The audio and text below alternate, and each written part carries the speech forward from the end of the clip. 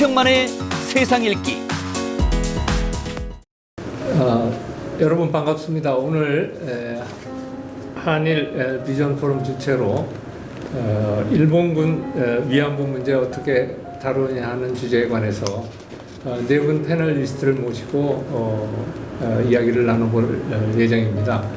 잘 아시다시피 요즘 한일 관계가 작년 말에 중국에서 개최된 한중일 정상회의를 계기로 한일 관계를 좀 회복할 그런 어떤 모멘텀을 잡았습니다만, 금년 들어서 코로나19가 유행을 하면서 한일 관계도 상당히 정책이 그 좋은 기회를 살릴 수 있는 그러한 상황을 우리가 좀 놓치는 것이 아닌가, 그런 생각을 하고 있습니다.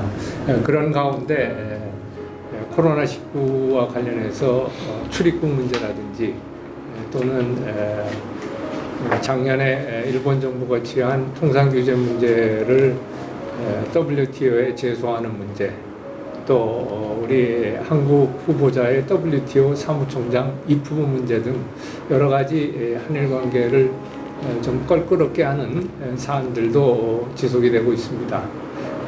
잘 아시다시피 지금 한일 관계는 가장 큰 이 어려움이 과거사 문제에 있습니다.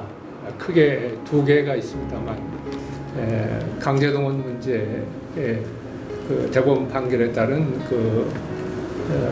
그것을 어떻게 풀어나갈 것인가 하는 문제와 함께 일본군 위안부 문제 2015년에 합의가 이루어졌습니다만, 그 이행을 둘러싸고 여전히 한일 간에 분쟁이라고 할까요?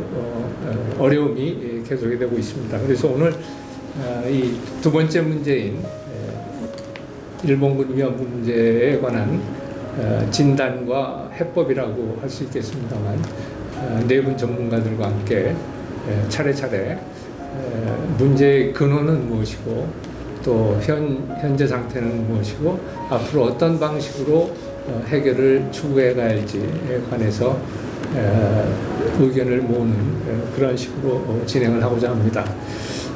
우선 잘 아시다시피 일본군 위안부 문제는 1980년대 말에 시작해서 거의 한 30년 정도 한일 간의 이 과거사 분쟁으로서 지속이 되었습니다. 2015년에는 어렵게 일본군 위안부에 관한 합의가 체결이 됐지만, 그 이행을 둘러싸고 한일 간에 여전히 최종적인 해결을 못 보고 있는 그런 상황입니다. 그래서 우선 2015년 합의부터 좀 한번 살펴보면 어떨까 하는 생각을 합니다. 제가 생각했을 때 이제 위안부 문제는 고노다마가 상당히 중요한데, 고노다마부터 2015년까지의 과정을 이렇게 보면 두 가지 특징이 있었다고 봐요. 하나는 뭐냐면은 양국 간에 어떤 신뢰관계가 있을 때, 그럴 때는 이제 성과를 가져왔다라고 보고요.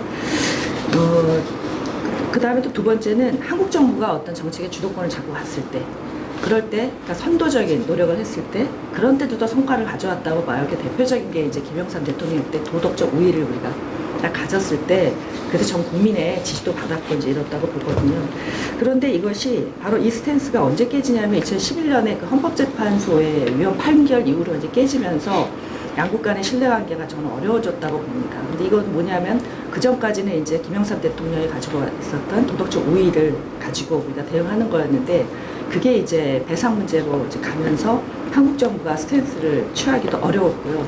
그 다음에 우리의 정책이 바뀌어지니까 또 일측에서 대응하기 어렵고, 또 우리는 한국 정부의 경우에는 한국 정부가 그런 스탠스를 바꿀 때, 그러면 이전같이 어떤 주도성을 가져야 되는데 전혀 주도성을 갖지를 못했어요. 그러니까 끌려가는 식이 돼버려서 그때부터 이게 좀 흐트러졌다고 봅니다. 그런데 2015년 합의가 그러면 뭐 이런 좀 무르익은 신뢰관계 속에서 이렇게 이루어낸 것이 아니라, 어떻게 보면은 이제 65년 한일협정하고 조금 비슷한 그런 측면이 있다고 봐요. 그러니까 외부적 요인, 미국이라든가 이런 거 외부적 요인이 있었고요. 그 다음에 또 제가 봤을 때는 이때 2015년 합의를 할 때 다양한 채널을 가동한 것도 또한 65년하고 좀 같은 점이라고 보거든요. 그러니까 외교부가 정당한 게 아니라 여러 쪽에서 이제 채널이 나와서 그 이제 논의를 이제 활성화를 이제 시키는 그런 쪽이 됐죠. 그다음 세 번째는 제가 봤을 때는 한국 정부의 좀 성과주의가 좀 있었다고 봅니다. 근데 이거는 뭐냐면 이후에도 뭐 그런 말씀 나오시겠지만 생존자가 살아계실 때 어떻게든 해결하겠다라고 하는 것이 오히려 조급함으로 다가와서 이것에 대한 좀 성과를 내기가 조금 어렵지 않았겠는가라는 좀 생각을 해봅니다. 저는 간단하게 먼저 이렇게만 말씀드려보겠습니다. 예, 감사합니다. 정 박사님. 아무래도 이 2015년 합의에 의해서 화해치유재단이 설립이 됐고 거기에 이사로 우리 심규선 교수님께서 활동을 하셨었는데 그 경험을 포함해서 2015년 합의에 대해서 좀 개괄적인 그런 평가를 좀 예, 지금 뭐 그 이사를 맡은 이후에 그 이사 역할을 함에 있어서 굉장히 어려움이 많았거든요. 근데 그 어려움이 많은 이유 중에 하나가 지금 일반적으로 얘기되는 그런 어떤 지금 좀 우리 정 박사님께서 얘기했던 그런 부분이라든가 또는 그 이후에 생겼던 1년 후에 생겼던 태스크포스 팀의 결과 보고서라든가 그런 걸 통해서 사실은 비판을 많이 받았거든요. 근데 저 같은 경우는 어떤 식의 생각을 갖고 있냐면 그런 그 비판이라든가 지적에 대해서는 겸허히 수용을 하더라도 제가 좀 묻고 싶은 건 뭐냐면 자 그렇다면 그런 외의 방법으로 과연 그것이 해결이 될 수 있다고 보시는지에 대한 질문이거든요. 그래서 저는 늘 이런 말씀드립니다. 불가능한 최선보다는 가능한 차선을 택한 것이 2015년 그 합의였다. 근데 그 가능한 차선마저도 사실은 국내 내부에서 여러 가지 비난을 받아서 좌절됐다. 그런데 지금 그것이 화해치유단이 없어졌는데 좀 다시 이제 시작을 해야 되는데 그러면 어느 점을 가지고 다시 시작을 할 것이냐라는 것이 제 의문입니다. 그러니까 결론적으로 말씀드리자면 저는 지금도 여러 군데에서 비판은 있습니다만 2015년 12월 그런 그 합의 수준을 능가할 수 있는 합의를 우리가 과연 끌어낼 수 있을지 거기에 대해서는 약간 의문이고 만약에 그것이 어렵다면 제가 볼 때는 그런 합의가 아니라 전혀 다른 방법 아까 지금 도덕적 우위라는 그런 얘기가 나왔는데 저 같은 경우는 좀 요즘 어떤 생각을 하게 되냐면 그 도덕적 우위를 계속해서 유지하려면 서로 상충되는 두 가지 주장을 할 것이 아니라 도덕적으로는 일본에 계속해서 책임을 추궁하되 예를 들어서 돈 문제라든가 이런 것은 저희들이 모두 안고 가는 이런 어떤 뭐랄까 좀 분리하는 그야말로 진짜 도덕적 푸트랙이라는 것을 쓰지 않으면 제가 볼 때는 또다시 합의를 한다 하더라도 어느 국민, 모든 국민 다 만족하기는 어렵지 않겠냐는 그런 생각을 지금 가지고 있습니다. 예. 예, 지금 심 교수님 말씀대로 개인적으로도 2015년 합의 이전에 제가 주일대사로 재직하고 있을 때 소위 사사의 제안이라는 것이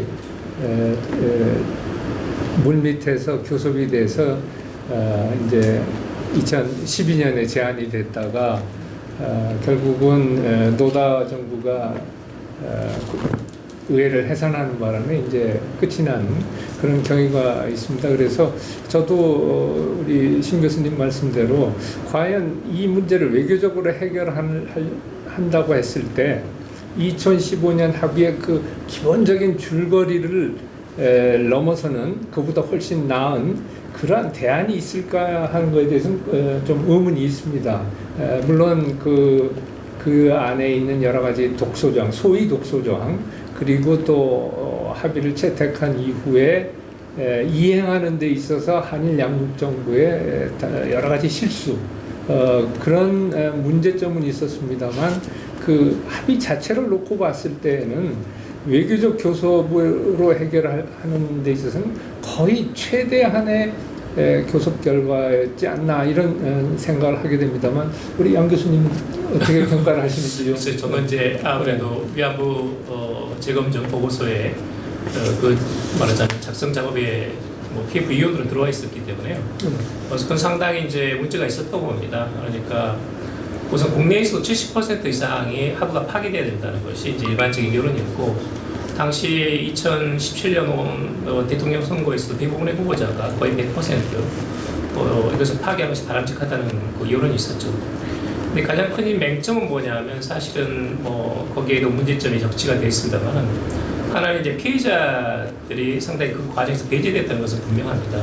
그러니까 이런 그 정확한 정보, 예를 들면 뭐 소녀상 이전이라든지 또는 이제 최종적이고 불가역적인 해결이라든지 아니면 국제사회에서 이런 그 또다시 위안부 문제를 제기하지 않는다라든지 또는 성노예 표현이라든지 이런 것들은 뭐 말하자면 피해자들 또는 그동안 30년 가까이 이렇게 활동해온 분들한테 충분히 알려지지 않았거든요. 그런 점에서는 그 보고서에 여러 가지 써져 있습니다만은 피해자 중심주의에서 크게 벗어나 있었다는 것이 가장 큰 문제점이었다라고 봅니다. 말하자면 문제가 해결될 수 없는 과정에서 말하자면 섣부른 또는 설익은 결론이 나와버렸다는 것이 가장 큰 문제점이 아닌가 하는 생각이 듭니다. 두 번째는 역시 이제 10억엔이라는 그 돈하고 최종적 불가역적이라는 그 표현을 맞바꾼 것은 큰 문제가 있었다라고 봅니다.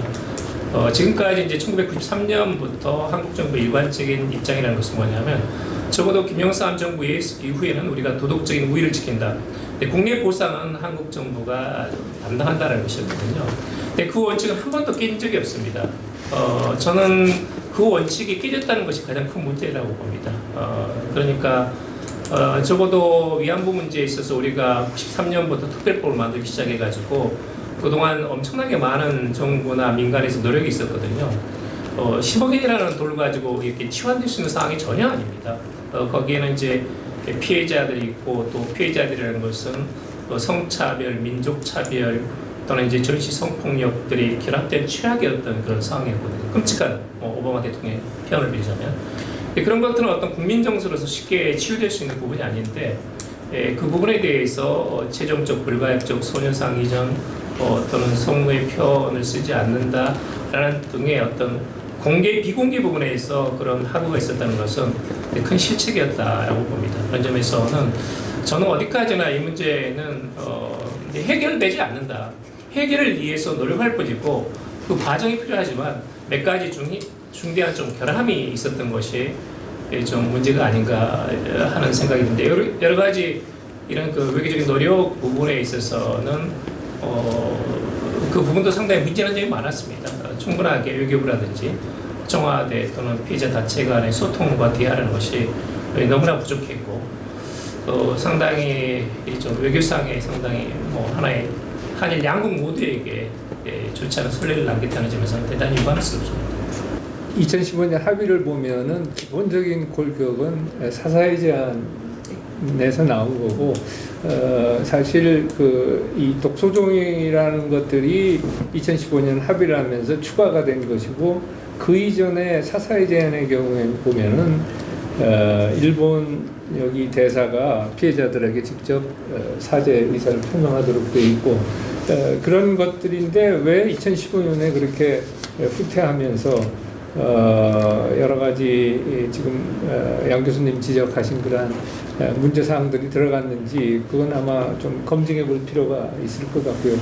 한 가지 우리 박 교수님한테 의견을 묻기 전에 말씀드리고 싶은 것은 10억엔이라는 돈보다는 사실은 그 가장 큰 골격은 세 가지입니다.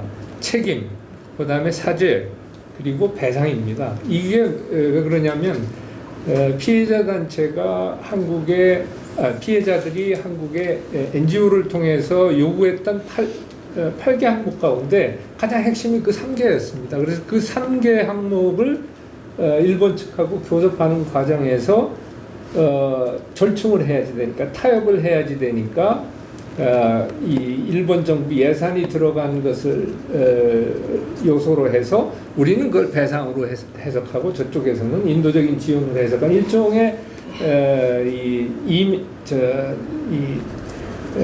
어그리 투 디스어그리 하는 그러한 합의를 했던 것인데 외교적 해결을 하려면 타협을 할 수밖에 없고 그래서 나온 것이지 10억엔이라는 것은 사실은 전 개인적으로 너무 액수가 적지만 그 액수 갖고 따질 것이 아니라 피해자들이 요구하는 그 3개 항목을 외교적인 합의로 만들어내다 보니까 그렇게 만들어졌다는 점을 사실은 2015년 합의를 발표하면서 당시 정부에서 충분히 우리 언론과 국민들에게 설명을 했냐면 그렇지 않은 것 같습니다. 그래서 대체적인 여론이 뭐냐면 왜 15경의 위안부 문제를 팔아넘기느냐 이런 식의 반응이 나왔는데 그런 점에 있어서는 상당히 정부가 어렵게 합의를 해놓고 그것을 우리 국민들에게 잘 설명해서 이해시키는 노력이 부족했기 때문에